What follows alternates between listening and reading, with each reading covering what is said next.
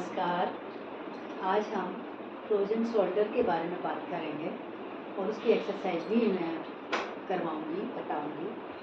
क्योंकि आजकल ज़्यादातर देखें तो दर्द, कंधों में दर्द है, कोहनी में दर्द है, उंगलियों में दर्द है, तो इसका निजात पाने के लिए हर समय तो दवाई नहीं खाई जाती। तो उसकी एक सबसे बड़ी बात है कि हम एक्सरसाइज करके अपने आप को ठीक रख सकते हैं। तो उसके लिए सबसे पहले, ज़्यादा समय न लेते हुए, उसके लिए सबसे पहले हम दोनों हाथों को ऐसे बांधेंगे, ऐसे बांध के और इसको श्वास के साथ गहरा श्वास भरते हुए धीरे धीरे ऊपर लेके जाएंगे।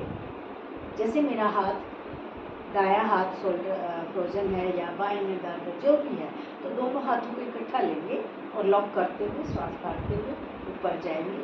श्वास भर धीरे धीरे श्वास भरेंगे और उसको ऐसे लेके जाएंगे, श्वास भरते हुए जाए। और फिर उसके बाद हम श्वास ले जाके कान तक, जहाँ जितना उठता है उतना उठाइए। ज़रूरी नहीं है कि आपका पीछे तक जाए, जितना उठता है उतना उठाइए। और श्वास छोड़ते हुए, श्वास के साथ करना है, इसको हम छोड़ते हुए उसी तरीके से हम आएंगे।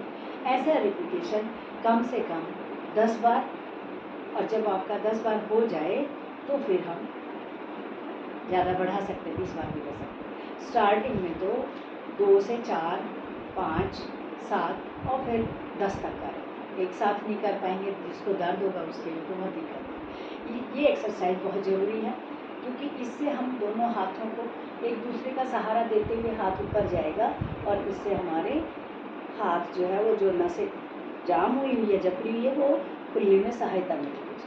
पहला तो यही है, ये एक्सरसाइज करनी जरूरी है। इसके बाद दूसरी एक्सरसाइज हम जो लेंगे, उसमें श्वास भरेंगे, मुट्ठी टाइट बंद करेंगे और श्वास भरते हुए नीचे की तरफ खींचेंगे, गर्दन ऊपर, कंधे अपनी तरफ से, हाथ नीचे करके टाइट श्वास बंद करके।